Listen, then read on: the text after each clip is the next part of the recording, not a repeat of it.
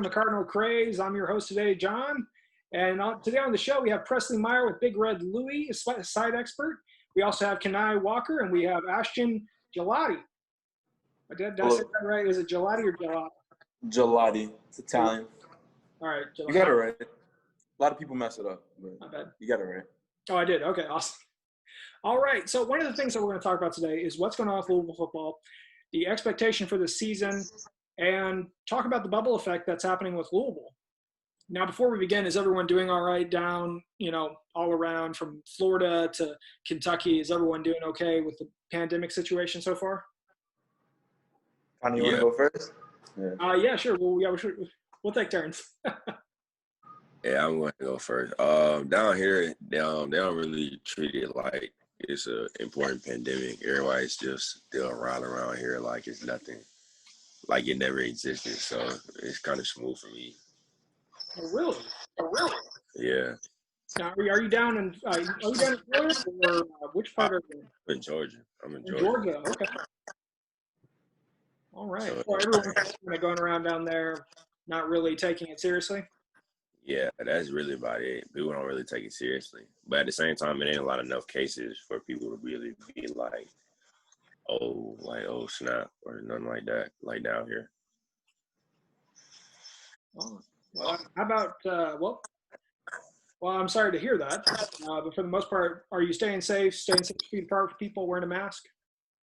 Yeah, like I'm in the house right now, so I could be going out doing other stuff, but nah, I really just don't feel like catching corona or no stuff like that. No, that's understandable. I don't even want to know if. So, all right. Well, we're glad that you're staying safe and staying inside and not going out. Your friends.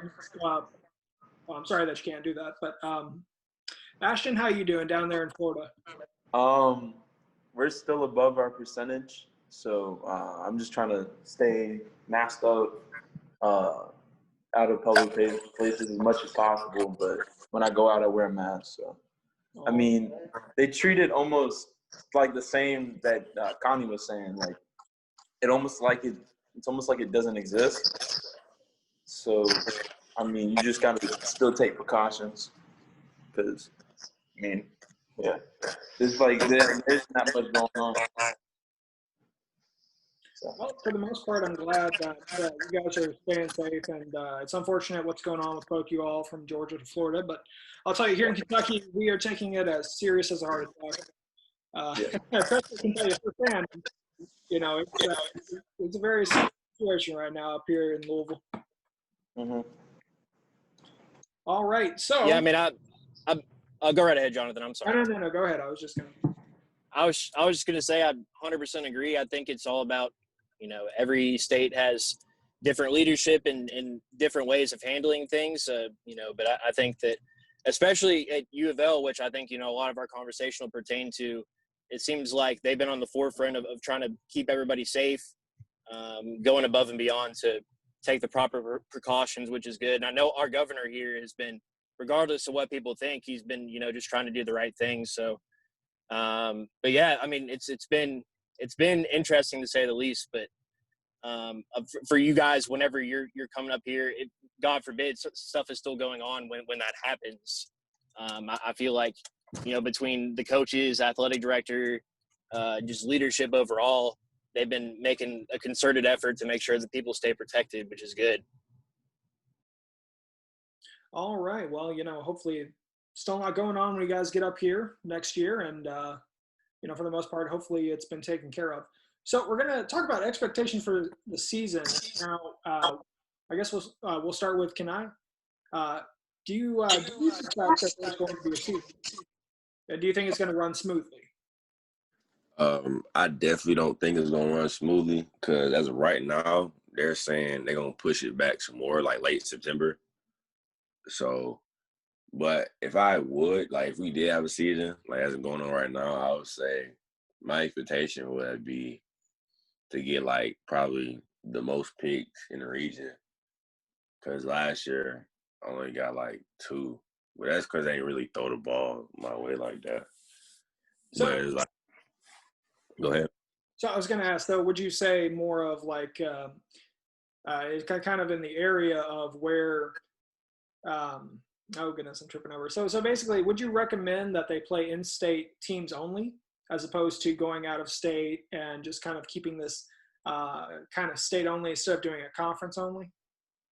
Honestly, as like a business decision, I would rather like consider in-state, even though out of state is gonna make like more money, but in-state, like you can know for sure who has it, who don't, and stuff like that. Because people can skip the test before they go to the games and pass it around to everybody else, and you can be immune to it or whatever the case may be. But somebody else might catch the same symptoms and all that extra stuff. And don't nobody really got time for that. And if you're in the same state, you don't really got to worry too much about it. Yeah. So Ashton, what do you think about the situation compared to what Kani said? About Louisville season or our season? That's what I was trying to No, figure just well, I mean college football in general. I know we got the 3 conferences currently planning doing a situation where it's conference only, kind of. Yeah. What's your perception on the season? Do you think it's going to roll forward, or do you think that they're going to have stumbles and they're going to be pushing it back consistently? I don't think we're gonna have to push it back too much, but yeah, I definitely think, because we're considering a bubble option, right? I definitely think that would probably be one of the smartest moves that we could do to get the season like on track and stay on course. That, like, for example, like it worked for the NBA so far. Like they haven't had any reported cases so far since the bubble. Same with hockey and NHL. So honestly, if we really wanted to go through and we want to get these games against like Notre Dame, I think we're gonna have to go bubble probably in the end. That are like restricted seating, like just minimize interaction of the players outside of the bubble, like all the players basically on the team. Same with coaches. Yeah, of course. And we're going to get into the limited capacity seating here in a second. I'm going to throw it over to Presley. What do you think so far? Do you think we're going to have any setbacks, or do you think that the idea of maybe an in-state only type of football season would be a better option as opposed to conference only? I mean, from my perspective, I have thought, I've kind of been of the notion since probably like April or May that they should have been looking at options to try to make a bubble. And I think what has held college back has been that, like, you guys got to be on campus, right? Like they want kids to be in class. They want, kids because you are a student athlete. So they wanted to make the best, most concerted effort to make that happen. Unfortunately, what we're seeing is happening is some teams aren't taking it as seriously as other teams. And that's where the problem arises. Like Louisville can be fine, and Pittsburgh or Miami or whoever can be taking it seriously. But if there's one team that slips up, then that's when the problems arise. So for me, I've been saying from the start, I think that they should have, tried to group teams together. And in order to make a concerted effort to have a season, try to get maybe like a group of teams from your region together so that everybody has a chance to play. That way, I think that what we're going to see is when we go back to school, with the sheer amount of college students being on campus, it's going to be difficult for the virus not to spread. I know, especially, like 18 to 22-year-olds, like when I was 18 to 22, I don't think I would have taken this as seriously as I do now. And so with that being said, I think that we're going to see a situation where we're going to have to go back to online classes. And when that happens, I think that could, you could have a situation where they could create a bubble on a campus. I think Louisville's campus is a perfect scenario for you guys to be able to be on campus, and you could have 4 or 5 other teams there as well practicing. You have the facilities, you have the infrastructure to do that. So that's kind of what I wish that they would have tried to do from the get-go, rather than just kind of every man for themselves. It seems like there wasn't enough leadership from the top, with them trying to make this happen. So do I think it's going to happen? Probably not, but I'm still hopeful. I'm hopeful that people will make a concerted effort to do the right thing. All right. So overall, we're just kind of relying on the understanding of people to take it more seriously than what it is in order to have some type of college sport in general. And you're right, Ashton, the NBA has done a magnificent job And the putting the virtual fans in the stands is great for the NBA. Now with college, I don't think they're going to be able to put some type of screen up there. Now maybe on the Jumbotron, they can show some fans who are live viewing in certain situations. Yeah. And you're right, Presley, doing a regional type of conference, or not conference, but a schedule would actually be a lot better, because then you have your surrounding teams. You have like Memphis, Cincinnati, WKU, Kentucky, and Tennessee, which could easily make up a decent part of the schedule. Now, are we going to have, in that scenario, would there be 10 teams? More than likely not, unless they're going to be some type of out of conference type of, or not out of conference, but a non-conference team joining. And in that scenario, we limit ourselves to how many schools can play. Like Florida, like Kani was saying, you all will make the most money because you have more schools down there who are Power Fives, or at least in a conference. So overall, my expectation is that college football will start. There will be hiccups in the road, but there may not be as much support because there's not a whole lot of money flowing in. The NBA can waste millions of dollars, like Presley said a while back, and still be able to function properly, whereas the college sports relies heavily on the ticket revenue sales and the TV deals. And then that's what, really helps with the, being able to help get upgrades for the program, or the, facilities and the equipment. And so really having this type, and we're going to kind of get into the idea of the limited capacity seating that Vince Tyra was talking about. He released a statement the other day, but I believe that any type of limited seating is going to be very chaotic, because one, the stadium can hold 65,000 people at max capacity. If you limit that to 50%, you're still looking at 30,000 people. If you limit that to 10%, you're still in the thousands. It's not necessarily going to be as great a number, but you're still going to have thousands of people who, and we all know this because people run around, they bump into each other, they talk to each other, they see their friends, they're going to run up and hug them. How do you prevent people from doing that, from sitting near one another? You can't take seats out. You can't have them, and then you have a situation where, what happens if you have a big family who wants to sit together in one section? Do you have to separate them halfway across the stadium?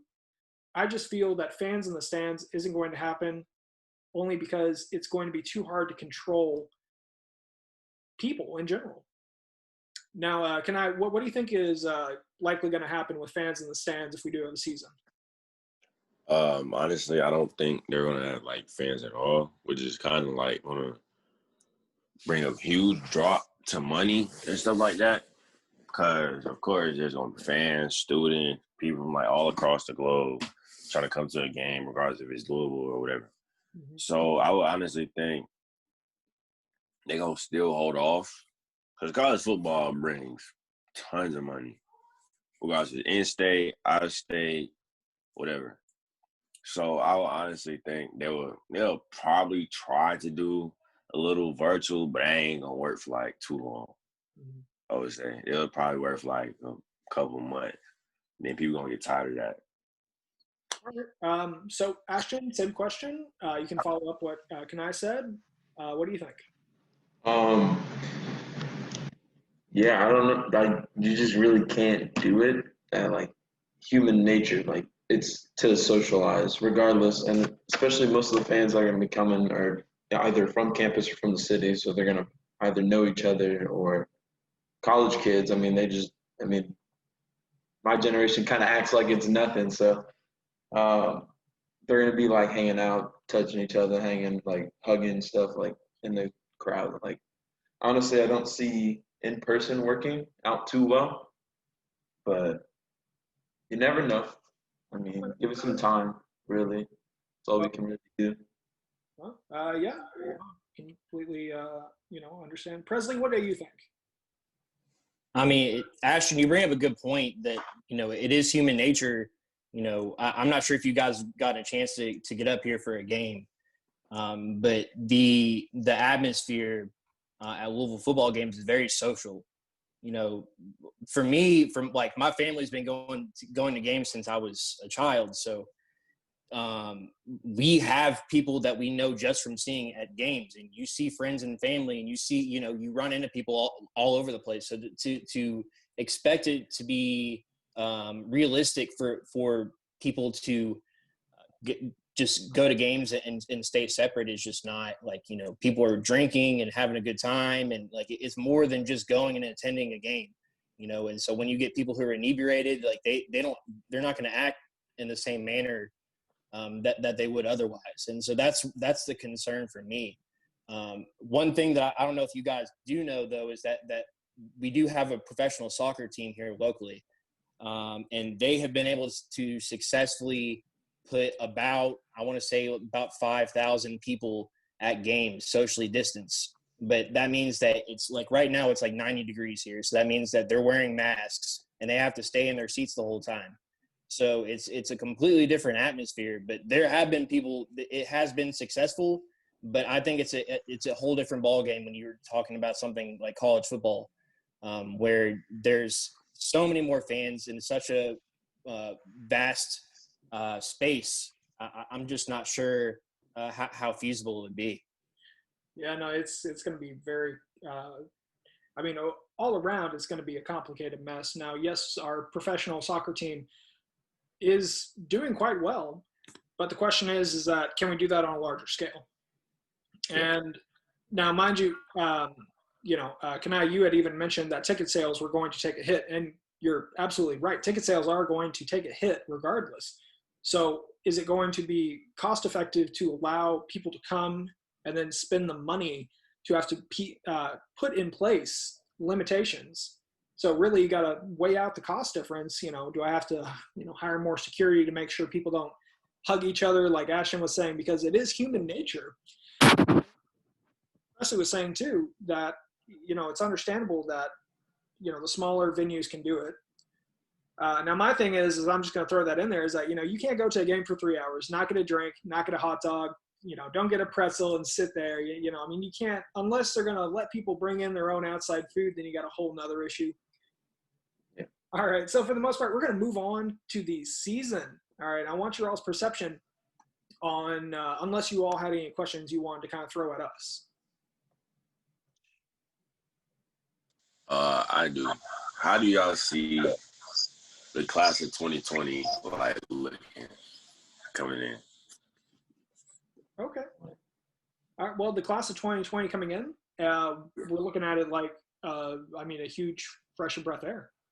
I mean, honestly, they're stacking on defense heavily, which is something that, Louisville's been having issues with, that you both know, you're both on defense, and you all are exemplary athletes. And we really think that you all will be able to push the scale in as to what you can do on the field next season. I truly believe both of you are going to be potential starters or potential backups. Yep. So for the most part, I think defense, we're going to get really stacked. I think offense is going to be really stacked as well. O-line, I've noticed, has gotten a major boost in depth, and especially on D-line, outside linebacker, inside linebacker cores. Now, cornerback, I still feel is still kind of an issue a little bit. I know we had a transfer come in the other day, Tariq Clark, I think is his name. Yeah. And, we're really trying to drastically fill that cornerback issue by pulling some safeties into that role. But currently, I think that your all's class is going to be phenomenal. And I just want to say that you and Ashton have really been going over the top trying to get these kids in. And, the Louisville fan base, who I've seen, is just ecstatic beyond all belief. And they are honestly so pumped for you guys being there at Louisville campus next year. Man, they lucky I ain't reclass. What you say? They lucky I ain't reclass. Man, it's too late. You can't reclassify now. Yeah, but that's what I was talking about in the group chat, dude. No, I know, but I was like, when you said it, I was like, you are far past that. You cannot do that now. Well, reclassify as to what year you want to come in at? Yeah. 20. Oh, you want to? Just to come up now, basically. Yeah. I mean, well, I mean, if you play your cards right, you could, but I mean that would hurt. I don't know. That'd be kind of weird. You want to have an ear Yeah. first on it. You have to kind of wait for them to come up next year. Yeah. All right. That's why I was like, I'm just gonna go ahead and just wait because I'm already eligible. I'm already eligible to leave. Like I got one class left, and that's it. Are you coming up early? I'm doing it right now. So. Hey, Kani, you coming up early, right? Yeah, I'm going in January. Yeah. Now, Ashton, you're going up in January too, right? Yep. All right. So we're gonna have some. You guys are gonna be the early class coming in, getting those reps in. Yeah. It's gonna be me, Ashton, Ben, Rance, Michi. Is Lewis coming? He debating about it. They said it's like his parents let him, and then they were saying they might let him because he go to a private school. The thing about private schools, a lot of the times they can lock you in for a full year. Like that's why RJ can't come up. Yeah. Because they can lock you in for a full year and you can't early enroll. So, Ashton, did you have any questions you wanted to ask? Okay, so I guess we can start with one of them. So scoring's sort of our thing at Louisville so far. Like last year, for example, we were known for being able to score, put points on the board.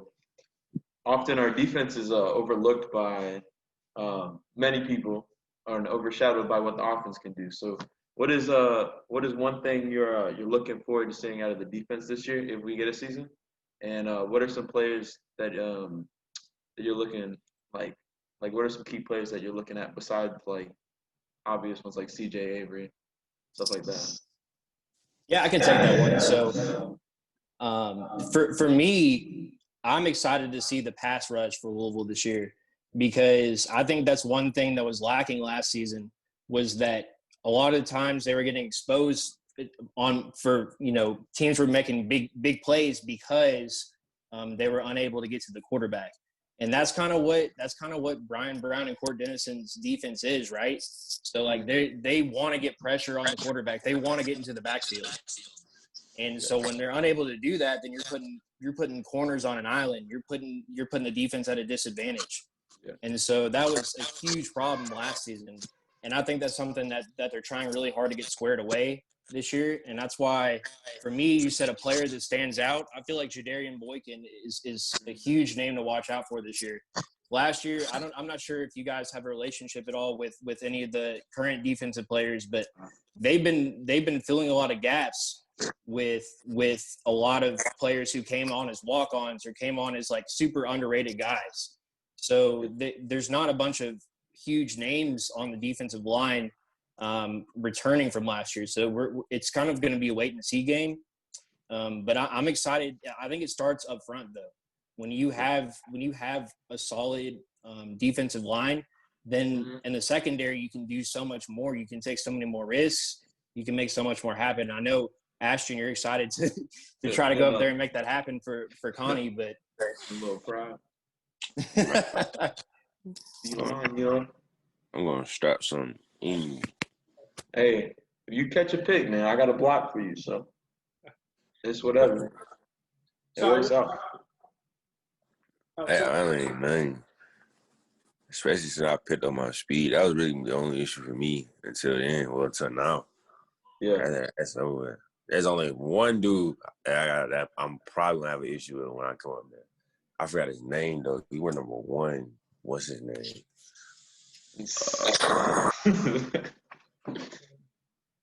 Wait, is he? Is that Lovey Jenkins?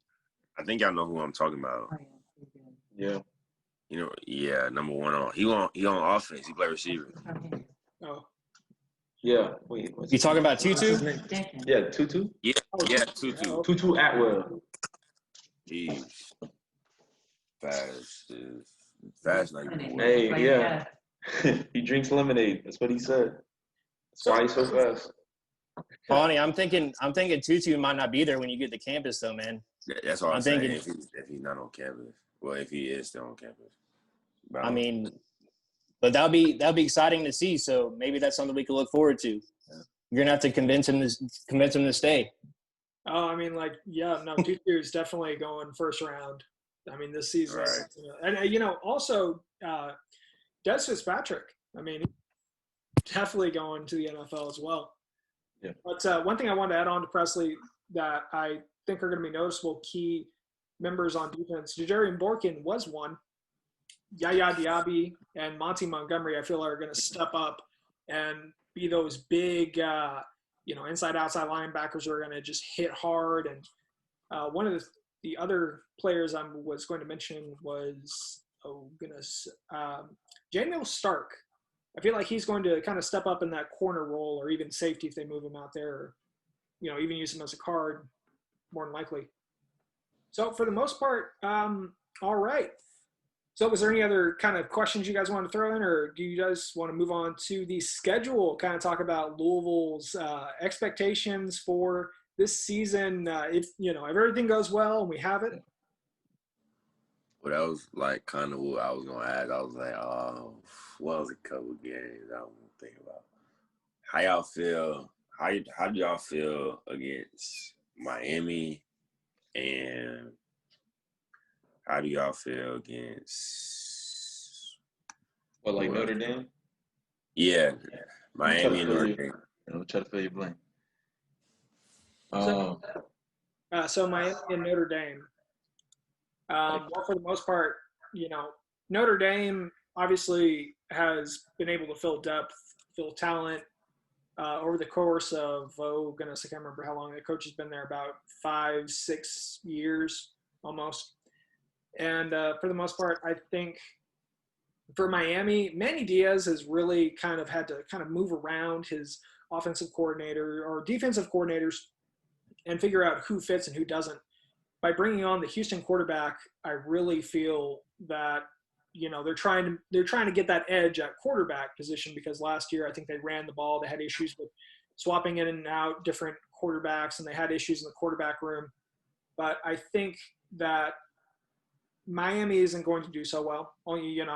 There's a lot of uncertainty with the program. A lot of people are very high on them because of the talent they bring in. But personally, I feel like they're still kind of a mess. And, honestly, I think they're trying to improve the passing game overall. But I just feel that personally, Miami is potentially going to lose at Cardinal Stadium, which they have done consistently every time they've played at Cardinal Stadium. So we're kind of getting into a streak right now, and we don't want to break that streak. Notre Dame, I feel it's Notre Dame's a toss-up. If we had the team that we had in the Mississippi State Bowl versus the team that we had at the beginning, I'm almost 100% positive if we played Notre Dame in the bowl game, we would have won. Only because we started getting more skill. We started getting a lot better understanding of what the coaches wanted out of the players and understanding the playbook. But Presley, what do you think? Yeah, Jonathan, you're getting on a good point in that the games that Louisville played extremely well last season were games where they were well rested. So the big problem that they had, especially on defense last season, was they didn't have very much depth, especially in the trenches. So when you have defensive, offensive linemen that are playing 70, 80 snaps a game against like a front like in Miami, Notre Dame, Clemson, those sort of fronts, like by the time they get to the end of the third quarter, early fourth quarter, it's a struggle because, they're bringing in fresh legs almost every single play. Whereas, last year Louisville was just trying to keep guys healthy and trying to kind of slow the game down a little bit so they could get a little bit more rest. But unfortunately, the unfortunate part of it was that in games like at Miami, it was just it was too much to handle. Miami has an extremely talented long offensive line, and they're extremely quick and athletic on the defensive line. And that's why they struggled. They got absolutely slaughtered in the trenches last season. Additionally, they were playing, down there in Miami on that grass turf, and it was raining. So that's absolutely killed the entire game plan. When you guys, Kani was talking about Tutu, the major skill of Louisville's offense is their speed. Every single skill position player can run the ball. They're extremely talented at getting to the outside. hitting holes and getting into the second level of the defense. That's something that you could probably see a little bit more this year against some of those better teams. And that's an advantage Louisville's going to have this year. When they play Miami, it'll be either the first or second game, depending on what happens with Western Kentucky. So with that being said, yeah, Miami kind of had their number last season, but I don't think it's a discrepancy in talent. More so, it's a discrepancy in depth. So that'll be interesting to see this year. To answer your question, though, Kani, I'm very intrigued by the Miami and Notre Dame games because these are two teams that aren't in their division. So it's not typical for Louisville to get to play these two teams in back-to-back years. So it'll be interesting to see how they can turn it around against teams that they're going to play 2 years in a row. But those are two games that I think that's on everybody's radar. In Louisville as well, I think those would probably be the top two games this season, along with Virginia Tech.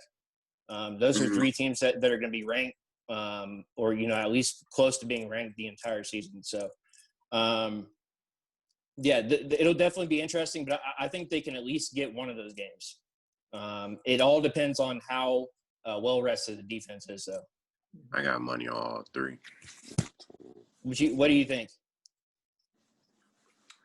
I got my money on all three. I feel like Notre Dame gonna be the closest game, though. All right. To be honest, You think Louisville's gonna have their number though? yeah, I definitely think Louisville's gonna have their number. I like it. Yeah. No, I'm saying like that'll probably be the closest game, though. I'll probably like Louisville by like 14, probably even 14 at most.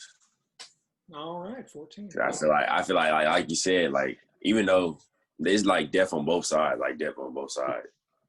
and Notre Dame known for having like depth, especially like with their skill guys and stuff like that. So I feel like it'll go down to that last 2 minutes of third quarter will decide the game for me. Yeah. I have blind faith. I'm gonna say it. I think we can get like a perfect season.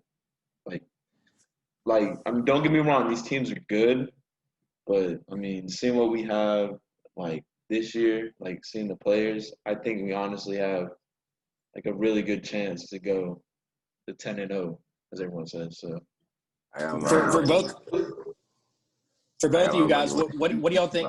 What do you think is the biggest difference going into this year? Like what would give you confidence against, we were talking about Notre Dame and Miami. What gives you more confidence this year versus last year when they took some L's? I will honestly say last year, because I know last year they had a problem with like their line, like their pressure getting to the ball. And as you say, like prior to the other conversation, we're like starting to have some more dogs in the trenches and like on the line and stuff like that. So if the line looks good, it's gonna make everybody else in the secondary, everybody else in the backfield look good. It's gonna apply pressure, and it's gonna make people change up their schemes and stuff like that because they're not gonna know what to do, or because like people go based off of how they played y'all last time, but with the new people coming in, they're not gonna know what to expect. Since like some new dogs on the line. Yeah. Well, I don't mean to cut all of us short, but looks like we got about 2 minutes and 20 seconds remaining in the free unpaid version of Zoom, unfortunately. But for the most part, now Ashton, I'll probably get with you later, so that way you can actually be able to ask a little bit more questions, and we'll be able to kind of go in depth about that. Any remarks that you guys want to have kind of for the closing segment? It was up. That's all I had to say. I guess I could say hi to my family. So because they're gonna watch it probably. And then thank you for the opportunity to be honest. And nice to meet you, Mr. Huh? Mom? Yeah. Presley. No, my mom called me for a second. Thank you for having me. Appreciate it. Yeah, of course. Yeah. And thank you very much, sir. Oh yeah. And thanks all around, and thank you, Kani, for joining us first time on the show. I know this is kind of a little bit of a might be a little weird. Nah, not at all. I'm just chilling. Like I just feel comfortable. And for the most part, where I'm going to be able to get with you later, also, Kani, and we'll probably try and sit down and get to know a little bit more about you, probably sometime next week or whenever you're free. And, trying to make sure all the fan base knows you guys, know what's going on, what's coming in, and really, really shocked that you're trying to get into the 2020 class. That's very interesting right there. Oh no, I made a tweet like 2 weeks ago or whatever. It's more like a thinking emoji. Like, Well, it looks. that was. Oh, I didn't mean that to. was it. I'm sorry. It's saying that we have less than a minute. You have like 2 seconds. Yeah. All right. Well, anyways, this has been Cardinal Praise. Go Cards, guys.